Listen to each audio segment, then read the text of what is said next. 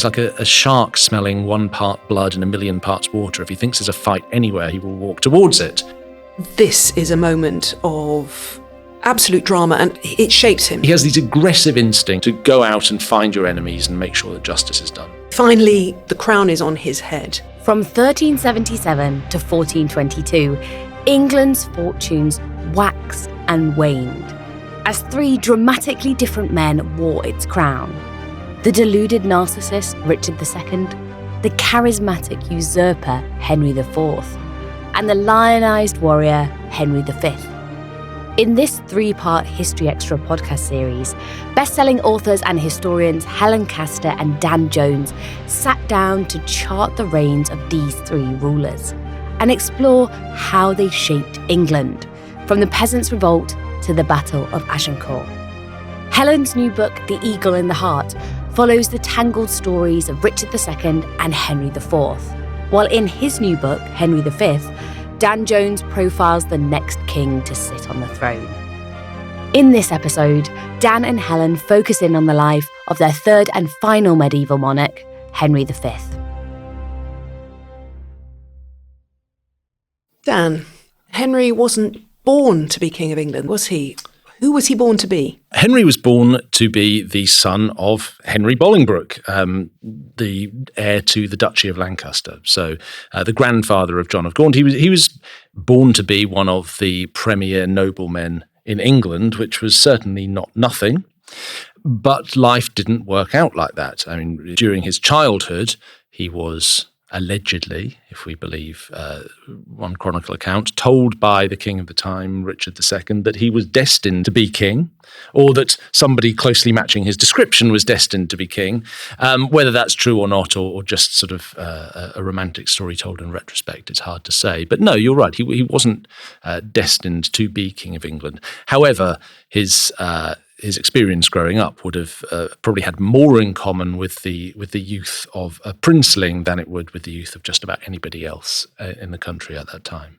Can we get any sense of him as a child? What were the formative experiences of Henry's life at that stage? Well, I think we can get glimpses into his childhood, which are surprisingly human, even if they're not particularly politically indicative of the life that was to come.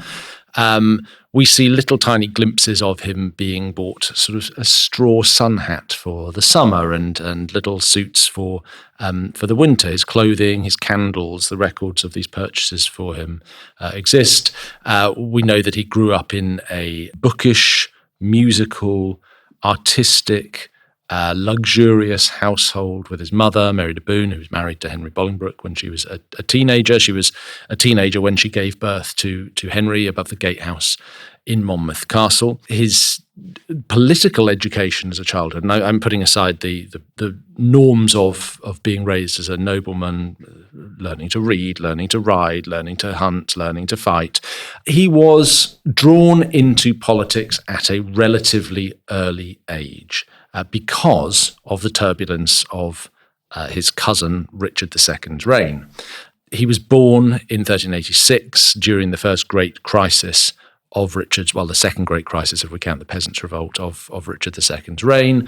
And although he would have known nothing about that, there would have been inklings as he grew up from observing particularly his father's career, that not all was well in the state of England. And by the time he reached his 13th birthday, in fact, even before that, when he was 10 or 11 years old, he was a front row seat to the bloody political theatre that was engulfing England at that time. Would it be right to say that the dramatic events of 1398 to 1399 formed a pivotal moment in his young life? What can we learn from what happened then? I think, yes. I think these events, in fact, I'd go a little earlier and say 1397, 98, 99. It would appear that in 1397, at the great parliamentary crisis, the revenge parliament of Richard II's reign, held at Westminster in the Marquee outside Westminster Hall, which was being redeveloped at the time, surrounded by Cheshire archers.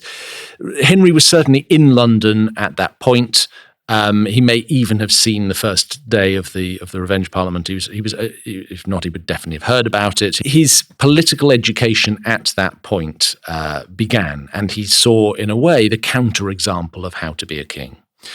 We've talked earlier in this series of podcasts about just how grievously Richard II misunderstood what it meant, or what it should have meant, to be a medieval king, a later medieval king, and how absolutely out of whack his idea of kingship was with pretty much everybody else's.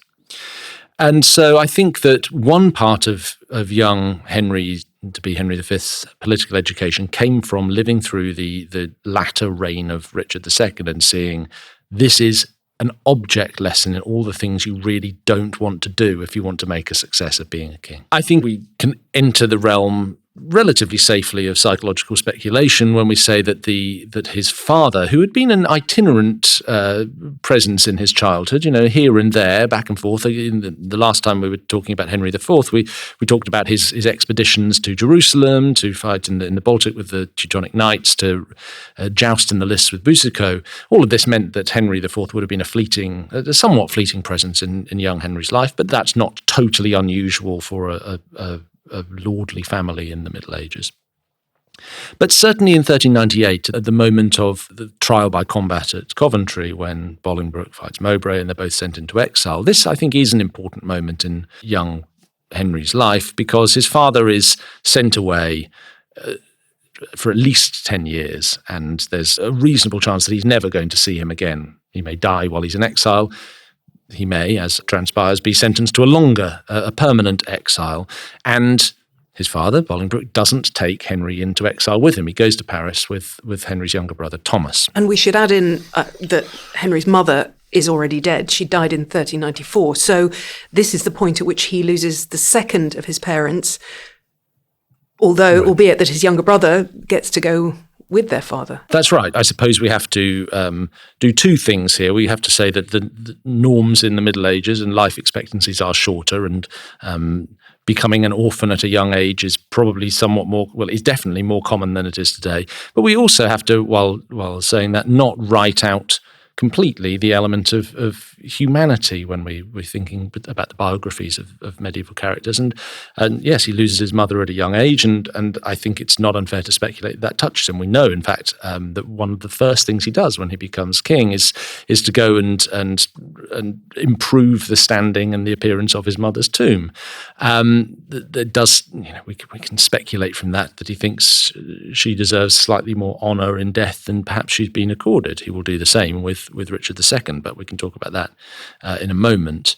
He then effectively loses his father as well, and is left in a peculiar position. On the one hand, he is 12 years old and no longer has any parents. He's now living in the sort of dual orbit of his grandfather, John of Gaunt, on one hand, and the very dangerous orbit of King Richard II on the other. He is also thrust into the position of being the one man in England who is most likely to inherit the Duchy of Lancaster, if indeed it is to continue in that family. His grandfather, John of Gaunt, is increasingly unwell and evidently not long for the world. And it means that at a very young age, Henry is likely to ascend to a very senior political position. So his father goes to Paris in exile and takes the second of his sons, Thomas, with him, which I think is a sensible decision rather than taking Henry himself, but still I think may have, particularly viewed in the light of later events, may have tweaked Henry slightly, this feeling that he wasn't the one to go with his father. Although presumably Richard might not have allowed Henry as the heir to have gone. I think that's perfectly plausible. In fact, what Richard does is when he goes off to Ireland for his second expedition to Ireland is to take Henry with him. And the question there is, why is he taking Henry? Is he taking Henry as a straight hostage against his father's good behaviour? Is he taking Henry because he likes him? He never seems to mistreat Henry. Even when Bolingbroke is sent into exile, he makes sure that Henry has a large amount of money, actually, by the standards of the day, although not a large amount of money compared to how much is it within the Duchy of Lancaster. But he makes sure he had money. He makes sure he's treated honourably. Even when news of Bolingbroke's rebellion reaches Richard in Ireland, he doesn't kill Henry. He sends him off to Trim Castle with his cousin Humphrey, the son of the Duke of Gloucester, the late Duke of Gloucester. But he could have been far more. Well, we know it's Richard. He could have been far more savage in his treatment of Henry. He knights him while he's in Ireland. He accords him decency, honour, and I think Henry remembers that. We've talked already about the difficult relationship between Richard II and Henry Bolingbroke, Henry IV. I think, and this is in some ways the story of Henry V's life, he's spared that because he's not his father. He isn't a direct rival and a challenge and a sort of photographic negative of the king. He's one step removed from all that, and Richard can afford to be magnanimous with young Henry of Monmouth, let's call him for the time being. And actually, as we know about with Richard, he likes to perform roles. And so performing magnanimity to the son of one of his enemies is just another great thing that Richard can do in his general pattern of flouncing around. So by the time 1399 comes around and this revolution by which Bolingbroke replaces Richard II, I think young Henry of Monmouth is in a peculiar position. On the one hand, of course, his family, his dynasty, the Lancastrians, have been terribly hard done by and slighted by Richard II and have taken their revenge, as many people believe was their right to do. But young Henry has viewed this from a sort of ambiguous position. He's been treated quite well by Richard II at quite a formative age, and he's seen in Richard, I think, a sort of dignity, and he... this is reading backwards from his later life as king, but he does seem to learn a lot about kingship from Richard II. We have talked about Richard II being a terrible example of kingship, but there are certain aspects of kingship he does better than anyone else, which is the performative, sort of the magnificence, the majestic, the display. All of that sinks in with Henry. And even as, he's naturally drawn along with the Lancastrian Revolution, there are bits of Richard, I think, that always live with him. So Henry has not had a carefree childhood by any stretch of the imagination, but he has had the perspective from which he can learn a great deal, both from, as you say, the negative example, which Richard himself had no example at all because his grandfather and father were both ill by the time he remembered, but also then these performative aspects. So what role does he then take up once his father, who in some ways he doesn't know particularly well, and in particular, presumably his father doesn't know him terribly well because he's done a lot of maturing in the time that his father hasn't been there. What role does he take up as the young Prince of Wales as he becomes? It's hands-on straight away. He turns 13 in 1399. And from that point onwards, he's treated as effectively a sort of functioning royal. He's a working royal, as we would say today. His childhood's over. And very early on in Henry IV's reign, the king takes an expedition to Scotland, and young Henry appears to go along on that, not in an active commanding role, but there are archers assigned to him, there are men-at-arms assigned to him.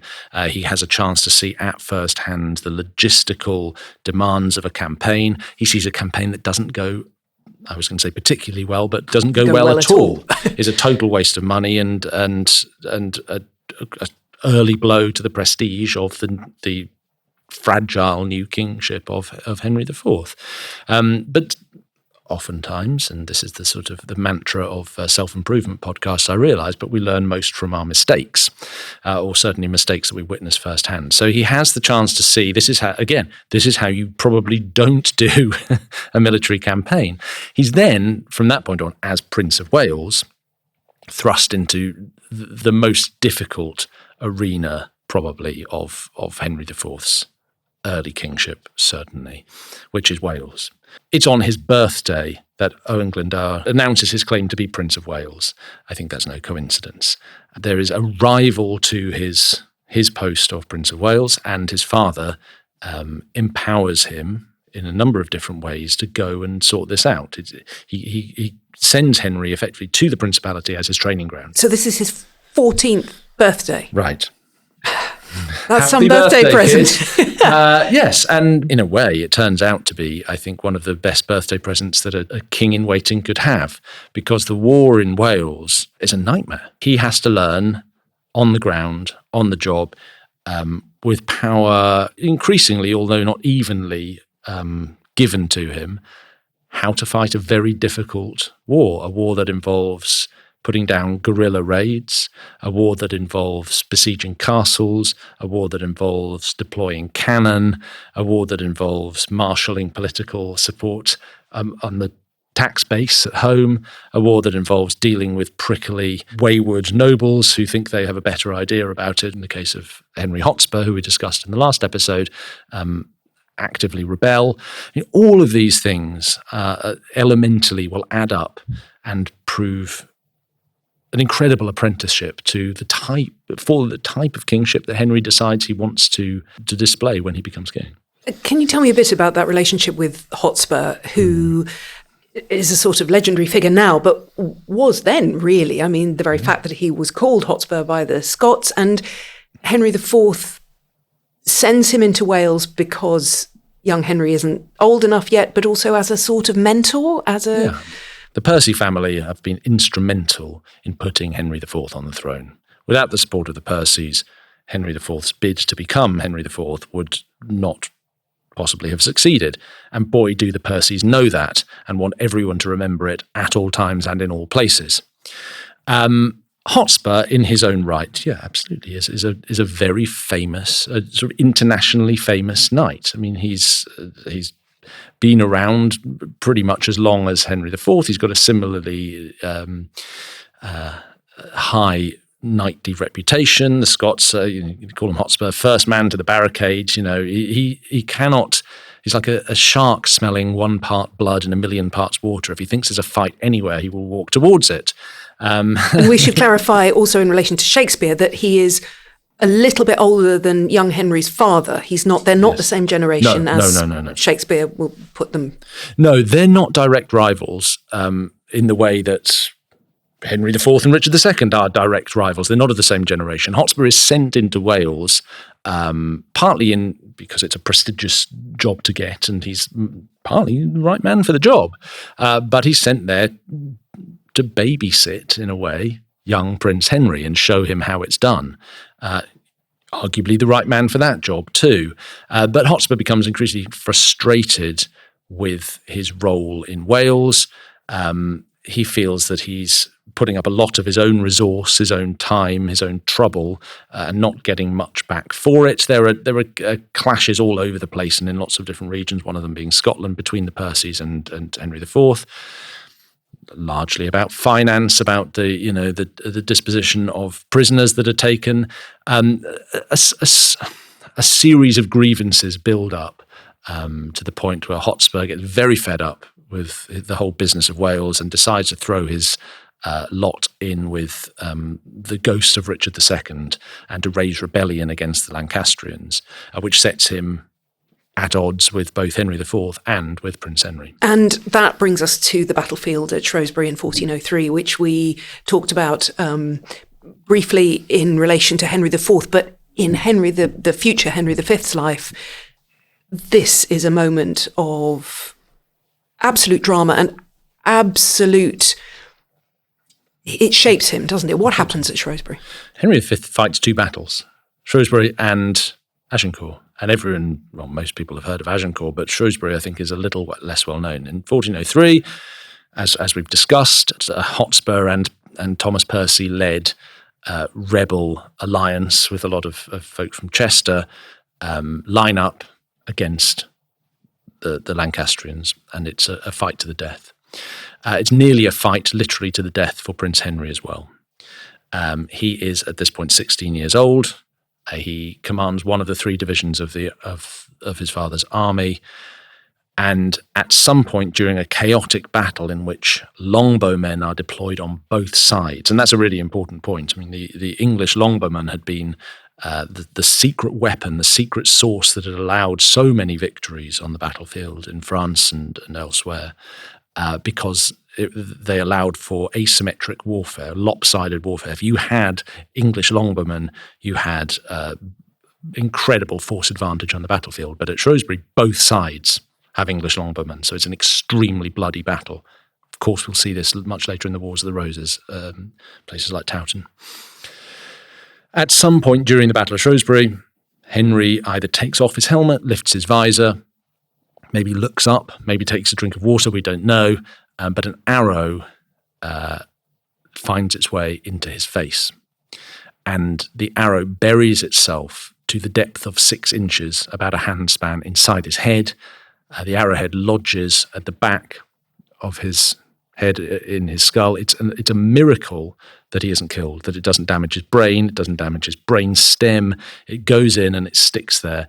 It seems probable that he pulls at the arrow shaft, which is designed to come away from the arrowhead, so that if you don't kill your opponent instantly, you've got a high chance of blood poisoning later. Henry, in a show of either shock or resilience or strength of character or strength of body or some combination of all of them, fights on, but is later taken, after the battle, is won to Kenilworth, the sort of Lancastrian HQ in the Midlands, and everyone scratches their head and says, oh gosh, what do we do about this? Because he's very seriously injured. It's almost unimaginable, isn't it? But he survives.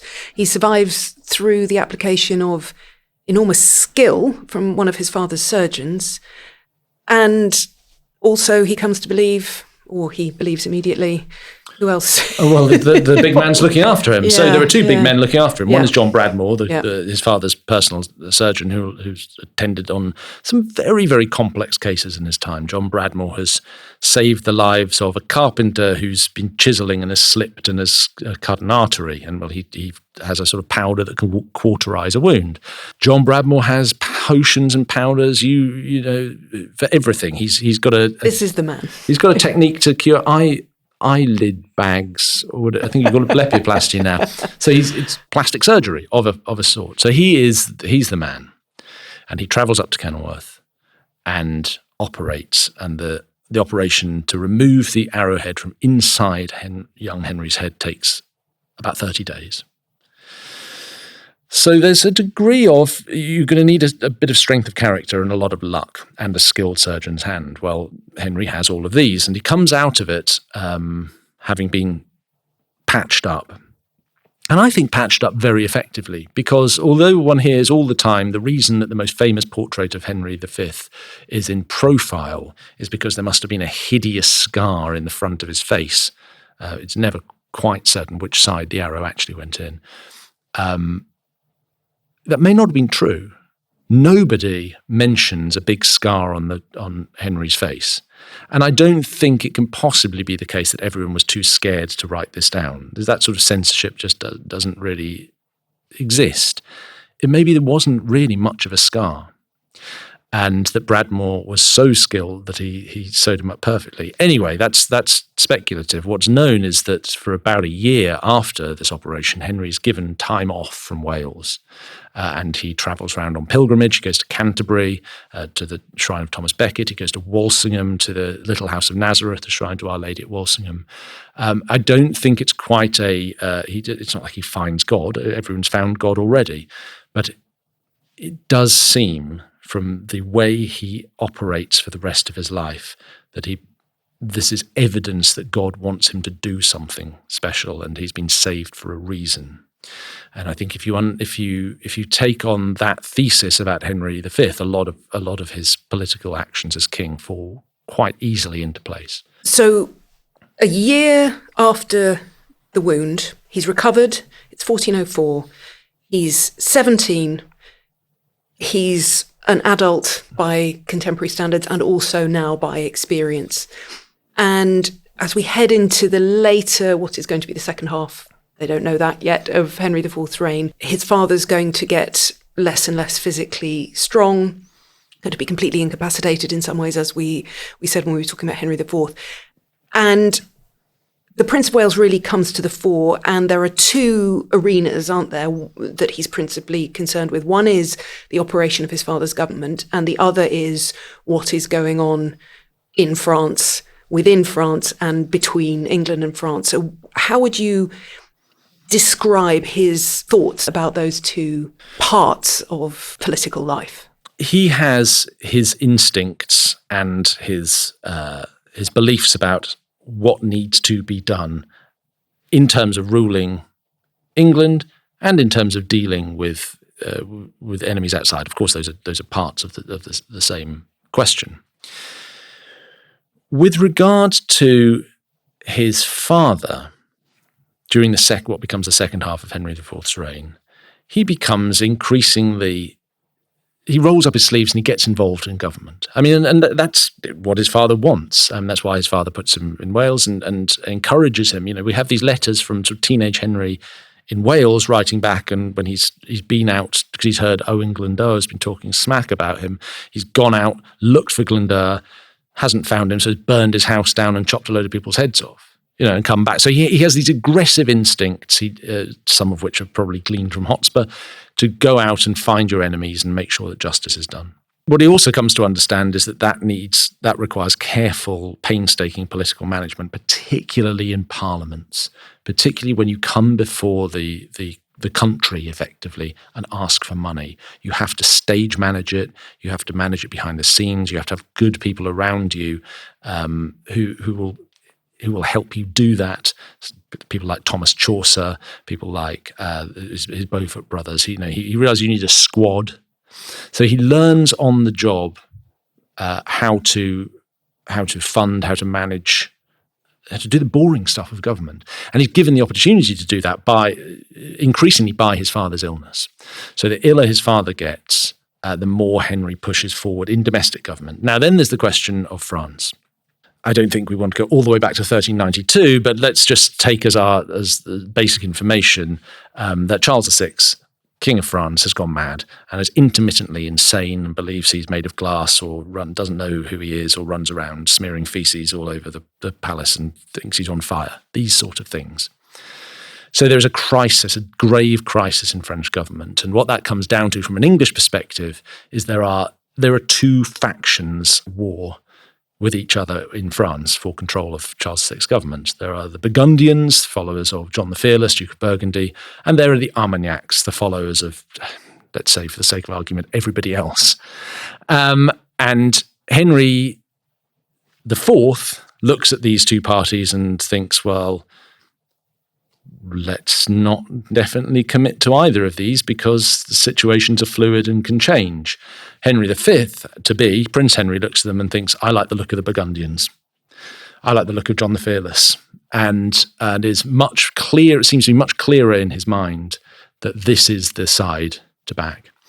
And this creates one of the early crises in the relationship between Henry IV and his son Prince Henry. As Henry IV's health is deteriorating, as Prince Henry is pushing towards government, pushing towards what will become for a moment effectively a full regency with presidency of the Royal Council, a split emerges in policy towards France, in which you have, this is slightly oversimplifying, but you have Prince Henry backing the Burgundians, Henry IV backing whoever seems like the best bet at any given moment, but then the Armagnacs, because this has become a sort of division point between him and his son. So you have these differences in policy emphasis that arise between father and son. But at the same time, I don't think we should overplay these, because and we can unpack this a bit, but one of the things that's so admirable about Henry IV and the whole of this early Lancastrian project is even when they fall out, they don't really fall out. They get pretty close to it, but they've seen what happens. They are what happens when a division occurs within the royal family and it turns murderous. They always seem to find a way to de-escalate. And I think that's why they're so successful for a number of decades. And then in 1413, I mean, one of the things that's so interesting and illuminating about your book is the amount of time you spend on the period before Henry becomes Henry V, because so often the story is a rush to Agincourt and you don't get to find out who this boy and then man is, but we really get a sense of his development and how he becomes who he is. But in 1413, the crown is on his head. We know that France is going to be crucial, and I want to come back to this business of the Burgundians in a second, but he doesn't go straight off to war, does he? No. Why not? What's he got to do first? first there are a number of things he's got to line up before he does anything. I mean, the situation of the end of his father's reign has been delicate, to say the least. There has been this very brief moment where Henry's been pushed completely out of government. He's overstepped. His father's not dead, and I don't think he hasn't physically put the crown on his head, whatever Shakespeare drawing on chroniclers would like us to believe. But he's stepped as close as you can get to it. He's advised his father to abdicate. His father has sort of flirted, I think, to make a point with looking like he might prefer Thomas, the second son, to be his successor. Henry has to convince England that he is not only an effective Prince of Wales, that he is an effective king. Now, he has the great advantage, which we've discussed already in the last episode, of not being a usurper. Finally, England has a king who has ascended the throne by right. He is his father's eldest son, and he doesn't owe anybody anything, and that's an enormous advantage. And so one of the first things he has to do is show that he's not just going to be another Duke of Lancaster with a crown, and do things like suspend annuity payments to, cut back the spending of the royal household, let people who thought that they were owed a living by the king because they were loyal servants of the Duchy of Lancaster, let them know that those days are over. He is the king for the whole of the country. Because one of the reasons I spent so long in the book on Henry's youth, young manhood, full manhood, is because he only becomes king at the age of 26, and spoiler alert, he's dead by 35. Most of his life, he is not king. So you need to sort of understand how he's come to this point. I think that's also important at the moment of his coronation, because he's a very known quantity in England, but he's a known quantity as prince. I mean, contemporary royal history with King Charles III, so I almost called him Prince Charles, because he was Prince Charles for so long. Well, Prince Henry has been Prince Henry for so long. He has to do something that marks this transformation and rams home in the idea of the political community, I'm a different man now. And he does this at the moment of his coronation, at the coronation feast. He seems to physically affect a transformation. It's like this mask is pulled down, and the Shakespearean idea that he's been a roisterer and a drinker and a womanizer is nonsense. He's never been any of those things as prince. There are slight allusions in chronicles to say that maybe he once kissed a girl, basically. But he's not been this guy, but he has to do something. And so he sort of puts on this pageant, this performance at his coronation feast, where he sits suddenly austere, and like this mask has come down, and that he is now going to embody the full heaviness of kingship and the onerousness of that office. He's showing people how serious this moment is, and he performs it brilliantly. And when I spoke earlier about him drawing on the lessons of Richard II, that's it.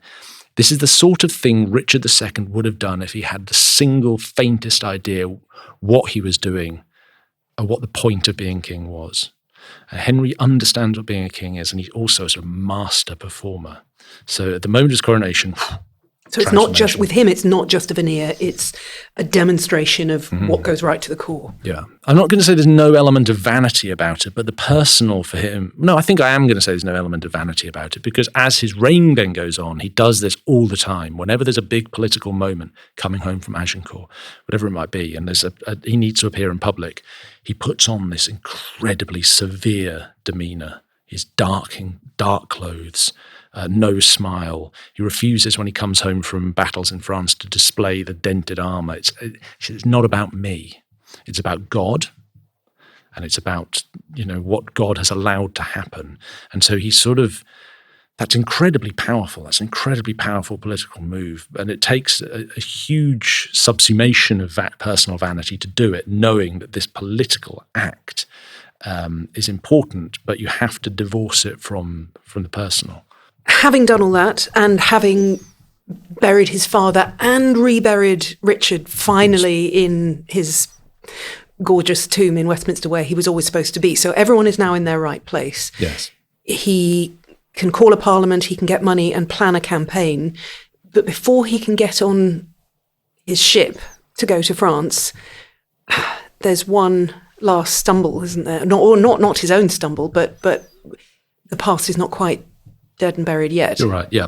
So, of course, yes, you asked, your earlier question was, what does he do when he becomes king? Yes, he reburies Richard. He takes Richard out of his tomb at King's Langley and buries him in accordance with Richard's wishes at Westminster. It's like bygones be bygones. Yeah, and it's very effective pageantry. It's the right thing to do. Unfortunately, it's not quite enough. It's like Richard, no matter how many tombs you put him in, does not appear to be able to stay there, because there's then this rather harebrained plot. But it's the eve of the what will become the Harfleur and Agincourt campaign. There's, his father's reign's being bedeviled by plots. There's another plot cobbled together by the sort of dregs of people who haven't really got behind what this project's all about, to put a rival in the form of the Earl of March on the throne, but they're also going to get Richard II down if they can find him, if he's alive. They're going to get Owen Glendower if they can find him, if he's alive. It's mighty ham-fisted, but Henry takes it extremely seriously, so seriously that I hesitate to call him a conspirator. Somebody who knows details of the plot, Henry Lord Scrope, a relative of the Archbishop of York who'd been executed by Henry IV, has knowledge that a plot is brewing. And if you take Scrope at his word, was going to try and bring it down from the inside and was gathering as much information as possible. But Henry and this is a very, very good friend of the king. Henry V is a good friend and one of his few real friends and confidants. He has him executed.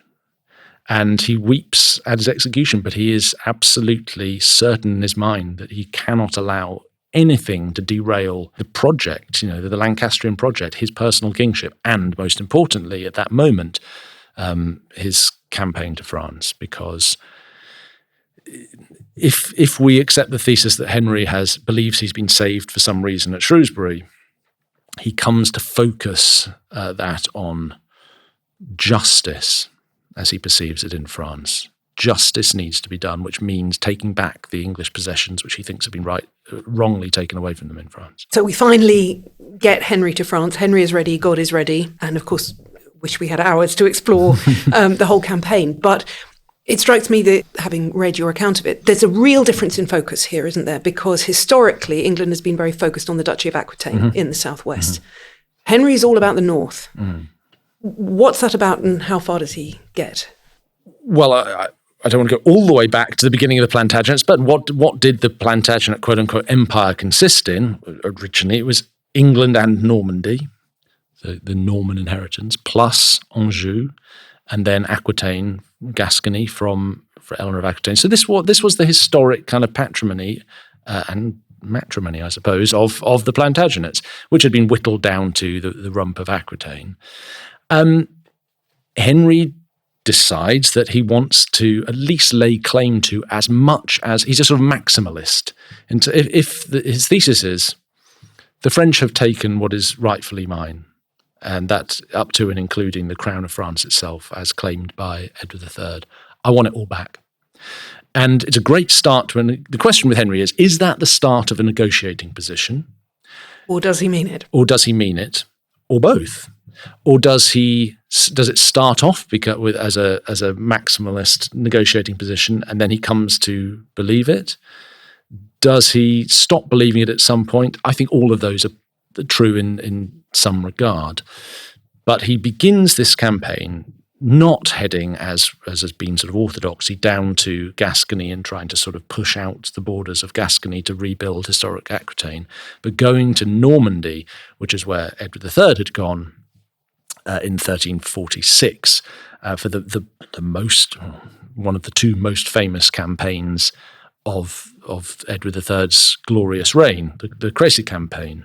And up to a point, there are bits of what becomes the Agincourt campaign that resemble the Crécy campaign. There's a sort of Edward III playbook going on here, which is take the war somewhere the French really don't want it to be, which is Normandy. I mean, it's sort of containable and fine when it's down in the southwest. It's not nice to have the war coming to Normandy because successes in Normandy bring you really, really close to Paris, particularly in France where you have a mad king, where you have factions tearing each other to shreds. The sudden insertion of English armies in Normandy just turns France into chaos and panic, which is in a sense, what Henry wants. And that is, in fact, the story. I mean, if we're going to have to press fast forward on the campaign, the great victory of Agincourt against all the odds, a battle he didn't plan to fight, shouldn't have. And yet that reconfirms that God is with England. And God is further with England because of the chaos that engulfs France afterwards, and the fact that the Civil War enters a new and terrible phase with the murder, the assassination of the Duke of Burgundy, that actually leaves France wide open. The door open. Wide open. Henry's the most amazing gambler, certainly in France. He's the most amazing gambler. I think he learns from Wales. He sort of adopts this mantra. The basic rule of warfare is unbelievable aggression immediately. It's a great way to get out of a pub fight. If you're not going to run away, you just have to escalate your perceived violence so that everyone believes you're probably insane. And that's kind of what Henry does. So there's this moment in 1415, he's at Harfleur. What are you going to, everyone says, well, time to go home. You've won Harfleur, just consolidate. No, I'm going to march into enemy territory with 6 days' rations. He gambles, he wins. He gambles, he wins. He gambles at Agincourt, he wins. And so you're right, this seems to sort of confirm the thesis, which is, well, God must want me to succeed. And I don't, I'm making it sound slightly silly and cynical. There's nothing cynical or silly about it. This is firmly held belief. Henry thinks God wants him to win. So why not keep doing it? And you're right. And then, of course, he gets into either a vicious or a virtuous circle, depending on which way you're looking at it from. But the murder of the Duke of Burgundy on the bridge at Montereau, well, that France is just wide open. And Henry's right there. He's right there. And it plays into his hands so bizarrely well. Everything is open before him. A completely decrepit French king who has one sort of marriageable daughter left, Catherine de Valois. Well, this will be perfect. The most sort of unpredictable and belligerent foe in the whole French world, the Duke of Burgundy, is the one who's actually murdered. The Dauphin, the third of whom he's been sort of ranged against, is still will turn out to be an extremely formidable political force, as Charles VII at this point is too young and is not a fighter. So everything is laid out before him, and the result in 1420 is the Treaty of Troyes, which gives Henry France, the French crown. I mean, this thing that Edward III had been going on about unbelievably for his entire reign, and people had come to see as, well, we just say we want to be kings of France because that's a good reason to get a good deal over Gascony. Suddenly is there in his hands. He's the heir to the French throne. But it is a problem. I mean, he overachieves, and then he has the consequences of that achievement to deal with. So he's got everything. He's got the crown. He's got the French princess as his queen, who gives birth to a baby son. He's got Paris. He's got northern France, along with the Burgundians. He's got the haircut. He's got the haircut. What more do you want? Death. Death, unfortunately. Well, fortunately, this is what is one's take on Henry V. Comes down to this. After 1420, he's got it all. His job then becomes winning a French civil war. It's one thing when and he can always, during his campaigns from 1415 through 1420, he can always go home to England and say, give me some more money, because look how well I spend it. And whenever he goes back, he knows how to manage Parliament. He makes sure that just like Edward III did, he listens to grievances. He provides good governance at home. He leaves competent people, his brother John Duke of Bedford, mostly in charge. He does it right. He comes back with victories. But from 1420 onwards, it's looking ominous, because now he's got to justify every time he comes home why English taxpayers should pay for it to win a civil war in France. No one is very keen on the idea of the same person being king of England and of France, except for Henry. And so he's in dangerous waters. He doesn't show any sign militarily of dropping off. I mean, it's victory after victory. The one time the English suffer a disastrous defeat in France at the Battle of Beaujeu, when he goes home for a minute, leaves Thomas, Duke of Clarence, his brother, in charge, and Clarence gets himself killed and suffers the first battlefield defeat for the English in decades. But Henry goes back, sorts it all out, and then gets dysentery and dies. I mean, it's the most abrupt end to the story. But I think probably in terms of Henry V's reputation, the best one. Now, I'm slightly hesitant as I say that for two reasons. The first is I suspect that had Henry V lived another 5 years, they would have settled the war in France, partitioned France. Henry wanted to go on crusade. And he was saying, on his deathbed, if I'd just had a couple more years, I would have won this war, probably means done a deal with the Dauphin, partitioned France along the Loire, and then he would have gone off and fought a crusade. He wanted to rebuild the walls of Jerusalem. So that's one reason why, had he lived longer, things might have actually been fine. The other reason I say that is because who succeeded him as regent of France? His brother John, Duke of Bedford, the closest thing you could possibly get to Henry V without being Henry V, an unbelievably talented and extremely underappreciated political figure in England, who oversaw the English kingdom of France and did a fairly good job until your friend Joan of Arc came along, and then Bedford died and the whole thing collapsed. So, with disastrous consequences for England in the form of the Wars of the Roses. Henry, yes, he died at the right time, but that's not to say that had he lived longer, he would have gone the way of Edward III and seen all of his achievements crumble in his hands. He really is an extraordinary figure, and after him, eventually, the deluge. Unlike his father, who had lots of children at a young age, one of the other ways Henry was similar to Richard is his disinterest in procreation. And there's the famous report of a French spy that says going for a walk and a chat with Henry V was more like spending time with a monk than a king. I think he's a different form of chaste to Richard II, but it's another one of those curious things that they have in common. It is a genuine error. He did hold out for a very long time to marry, and he did that because his marriage was a highly significant political diplomatic token within his war with France. And he couldn't really have had a child any sooner than he did as soon as he got married.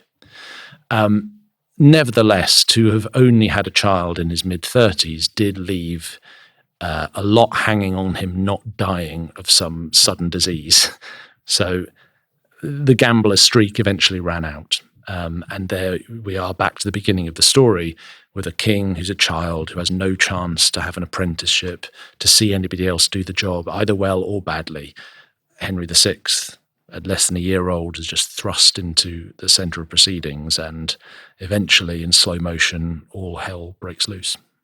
The fortune turns. That's a good metaphor, yes. They should have made more of that. Dan, thank you very, very much. Thank you.